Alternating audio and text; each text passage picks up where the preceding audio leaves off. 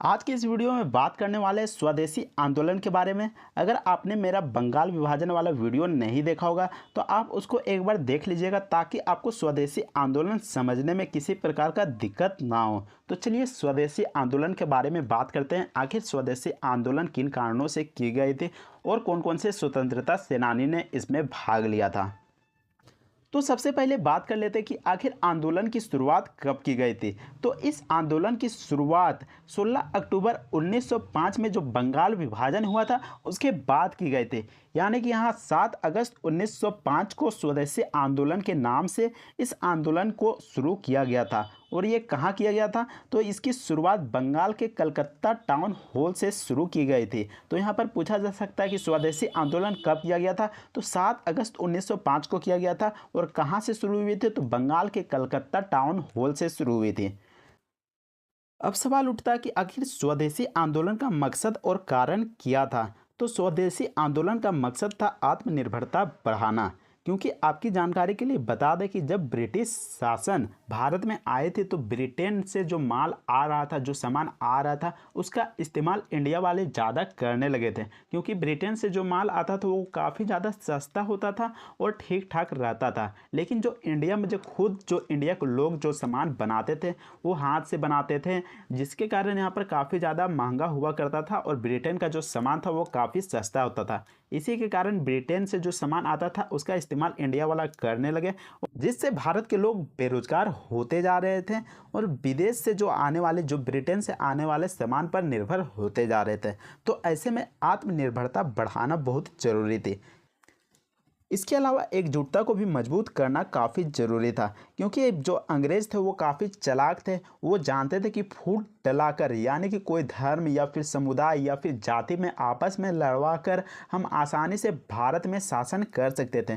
जैसा कि आप बहुत कहानियाँ सुनेंगे या फिर जैसे कि आप इतिहास पढ़ते होंगे कि बहुत राजा, यानी कि राजा ही भाई भाई होता है, लेकिन उसमें फूट डलवा देते थे और उसमें लड़ाइयाँ करा देते थे और ख़ुद यहाँ पर अंग्रेज राज करते थे। तो ऐसे में एकजुटता को मजबूत करना काफ़ी ज़रूरी था। उसके बाद स्वदेशी उद्योगों को बढ़ावा देना, जो कि भारत में जो खुद उद्योग खोले, उद्योगपति भारत में खुद अपना उद्योग खोले और अपने सामान को बनाए और भारत में ही बेचे।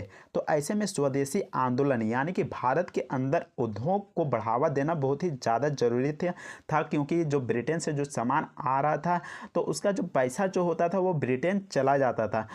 तो आप समझ ही सकते हैं कि अगर भारत में खुद उद्योग खुल जाता है तो यहाँ के लोग अपना ही भारत देश से यहाँ पर सामान खरीदेंगे और यहाँ का पैसा यहाँ ही रहेगा और लोग बेरोजगार भी नहीं रहेंगे। और यहाँ पर जो उद्योग खुलने से लोग यहाँ पर रोजगार हो जाएंगे, सभी को कुछ ना कुछ काम मिल जाएगा। तो ऐसे में यहाँ पर स्वदेशी उद्योग को भी बढ़ावा दिया गया।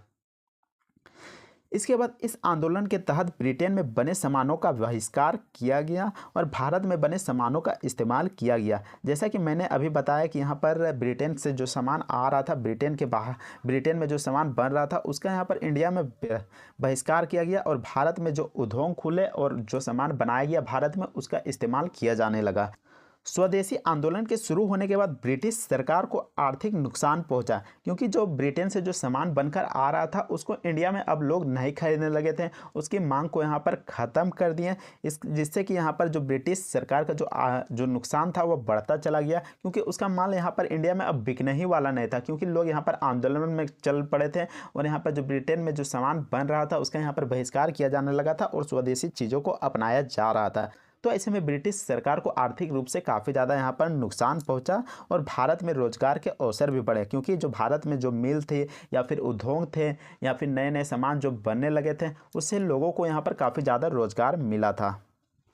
इसके अलावा आपकी जानकारी के लिए बता दें कि स्वदेशी आंदोलन के तहत यहाँ पर लोग इतना तक चल गए थे कि लोग यहाँ पर वकील, यानी कि जो कि कोर्ट जाना बंद कर दिए थे, या फिर जो बच्चे थे स्कूल जाना बंद कर दिए थे, जो कि अंग्रेज का स्कूल हुआ करता था उसमें जाना बंद कर दिए थे, लोग अंग्रेजी दफ्तर में जाना बंद कर दिए थे। तो इस तरीके से स्वदेशी आंदोलन का विरोध किया गया था। जब 16 अक्टूबर 1905 को बंगाल विभाजन किया गया तब रविंद्रनाथ टैगोर ने राखी दिवस के रूप में बनाने को कहा, क्योंकि जो पूर्वी बंगाल है और पश्चिमी बंगाल दोनों को आपस में बांट दिया गया था। जो कि अभी पूर्वी बंगाल, जो कि अब बांग्लादेश के नाम से जाना जाता है, उसको यहाँ पर 16 अक्टूबर 1905 में बांट दिया गया था। तो उस समय रविंद्रनाथ टैगोर ने कहा था कि जो कि पूर्वी बंगाल में जो जहाँ पर बहुसंख्यक मुसलमान थे और पश्चिमी बंगाल जिसमें कि अधिकतर यहाँ पर हिंदू थे, यानी कि जब बंगाल का विभाजन कर दिया गया तो रविंद्रनाथ टैगोर ने कहा कि हिंदू और मुसलमान आपस में जो बॉर्डर है वहाँ पर राखी बांधकर यह परिचय देंगे कि हमारी जो एकता वो कम नहीं हुई है और हमारी एकता जो एकजुटता है वो यहाँ पर कायम है। तो ऐसे में राखी दिवस के रूप में यहाँ पर मनाया गया था। इसके अलावा जो वंदे मातरम था उसको भी यहाँ पर काफ़ी फेमस किया गया, क्योंकि वंदे मातरम बंकिम चंद्र चटर्जी के द्वारा लिखा गया है। तो वंदे मातरम भी उस समय काफ़ी ज़्यादा फेमस हुआ था। अब बात कर लेते हैं कि स्वदेशी आंदोलन के समय कांग्रेस का अध्यक्ष कौन था। तो यहाँ पर अध्यक्ष भी पूछा जा सकता है कि आखिर कांग्रेस का अध्यक्ष कौन था। तो उस समय अध्यक्ष थे सर हेनरी कॉटन, और उस समय विरोधी अखबार भी आए थे, यानी कि जो कि बंगाल विभाजन हो गया था उसका यहाँ पर विरोध भी किया गया था। तो यहाँ पर उस अखबार के द्वारा किया गया था। तो उस अखबार का नाम यहाँ पर है बंगाली हितवादी और यहाँ पर संजीवनी। तो यहाँ पर 3-4 यहाँ पर अखबार जिसके द्वारा बंगाल विभाजन का यहाँ पर विरोध किया गया था। अब बात करते हैं कि आखिर स्वदेशी आंदोलन का प्रस्ताव किसने रखा। तो स्वदेशी आंदोलन का जो प्रस्ताव रखा था वो सुरेंद्र नाथ बनर्जी के द्वारा रखा गया था। तो यहाँ पर पूछा जा सकता है कि आखिर आंदोलन की शुरुआत या फिर आंदोलन का प्रस्ताव किसके द्वारा रखा गया था। तो सुरेंद्र नाथ बनर्जी के द्वारा रखा गया था। और बहिष्कार की बात करें तो यानी कि स्वदेशी आंदोलन के तहत जो बहिष्कार किया गया था, ब्रिटेन का जो सामान का बहिष्कार किया गया था, वो किसके द्वारा यहाँ पर बात रखी गई थी। तो वह कृष्ण कुमार मित्र के द्वारा रखी गई थी। तो कृष्ण कुमार मित्र कौन थे। तो कृष्ण कुमार मित्र संजीवनी पत्रिका आती थी उसके संपादक थे।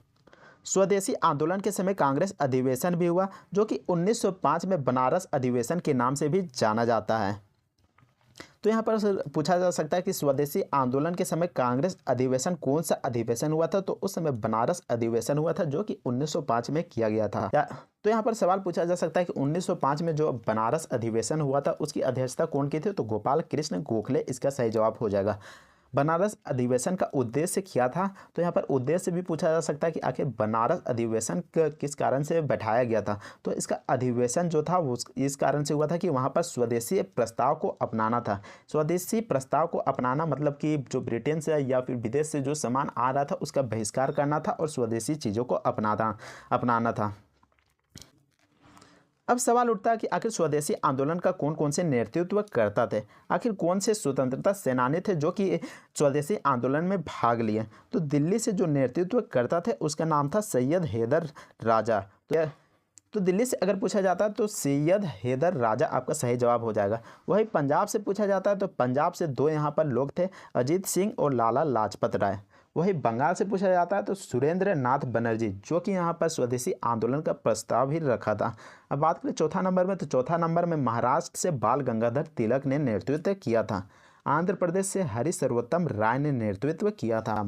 मद्रास की बात करें तो मद्रास से चिदम्बरम पिल्लई और सुब्रमण्यम शिवा ने यहाँ पर स्वदेशी आंदोलन का नेतृत्व किया था। इसके अलावा स्वदेशी आंदोलन में वीर सावरकर, अरविंद घोष और रविंद्रनाथ टैगोर जैसे कई स्वतंत्रता सेनानियों ने भी हिस्सा लिया था और इसमें अपना योगदान भी दिया था।